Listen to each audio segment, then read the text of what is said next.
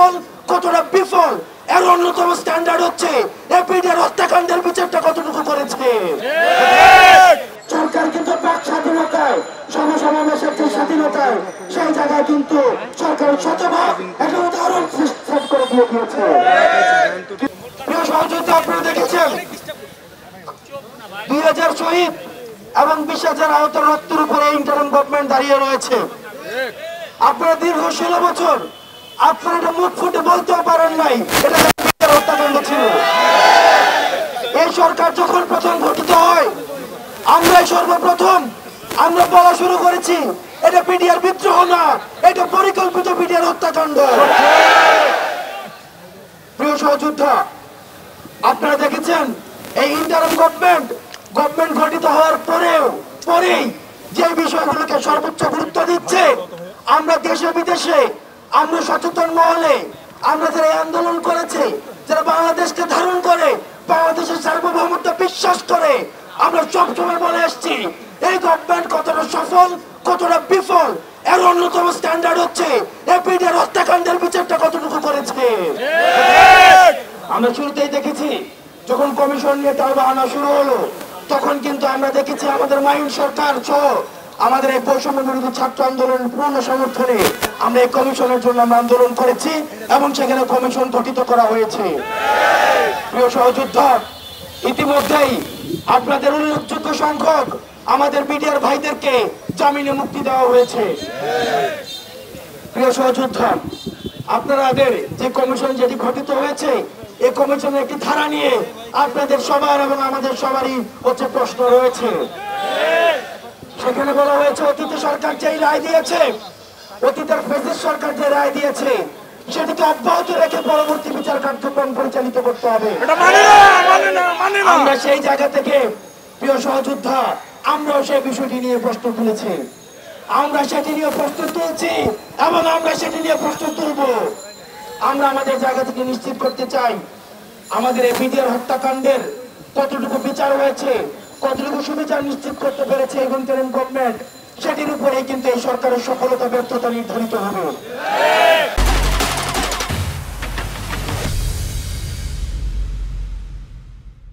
একই সাথে সাথে হলো সহযোদ্ধা, এটিও আমাদেরকে মনে রাখতে হবে এই ইন্টারিম গভর্নমেন্ট আমাদেরকে এমন কোন কাজ করতে বাধ্য করা যাবে না যেটি হচ্ছে বিচার প্রক্রিয়াকে কোনোভাবে প্রশ্নবিদ্ধ করে।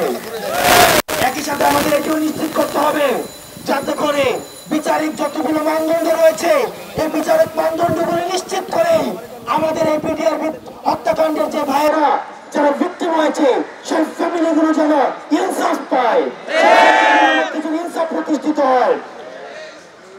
প্রিয় পিডিআর ভাইয়েরা, পিডিআর ফ্যামিলি যে আপনারা 16 বছর ধরে নির্যাতিত হচ্ছেন, নিপীড়িত হচ্ছেন, চাকরি বঞ্চিত একটা ফ্যামিলি কিভাবে চায় সেটা আমরা অনুধাবন করতে পারি।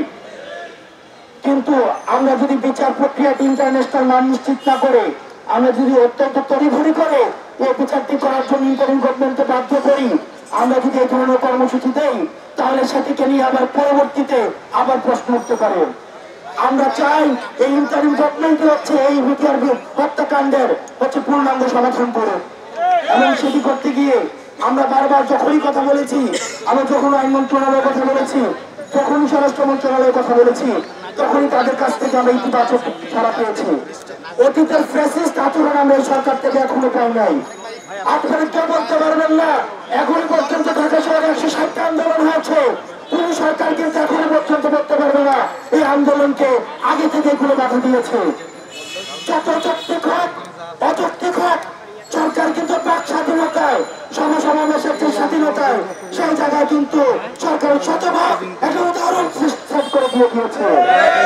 কিন্তু আমরা চাই না এই পিডিআর হত্যাকাণ্ডের বিচারের যে আন্দোলনটি রয়েছে, আপনাদের যে ন্যায্য দাবিটি রয়েছে এই দাবিটি কোনোভাবে বিতর্কিত হোক, এখানে কোনোভাবেই আপনাদেরকে ভিন্ন খাতে পরিচালিত করা হোক।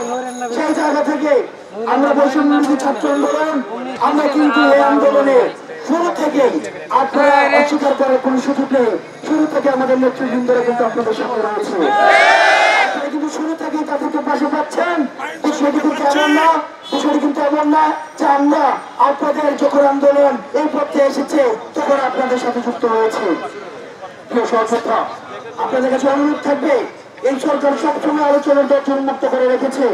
আপনাদের যে দাবিটি রয়েছে কমিশনের সংস্কার, কমিশনের ছাড়াটি নিয়ে আপনাদের প্রশ্ন রয়েছে, আপনাদের বিচার প্রক্রিয়া যেন ত্বরান্বিত হয় সেটি নিয়ে আপনাদের প্রশ্ন রয়েছে, এবং যারা সুবিচার নিশ্চিতের পরে যাদেরকে আমার চাকরি যদি বিধি অনুযায়ী চাকরিতে নিয়োগের কোন সুযোগ থাকে সরকারের কাছে সেটিকে যেন বিবেচনা করা হয়, নচেত চাকরিতে যদি অন্তর্ভুক্ত করার সুযোগ যদি না থাকে তাহলে তাদেরকে আবার ভিন্ন কোন ধরনের কর্মসংস্থানের সুযোগ রাষ্ট্রকে করে দিতে হবে, তাদেরকে পুনর্বাসনের সুযোগ রাষ্ট্রকে করে দিতে হবে, তাদেরকে সামাজিক সম্মান রাষ্ট্রকে করে দিতে হবে।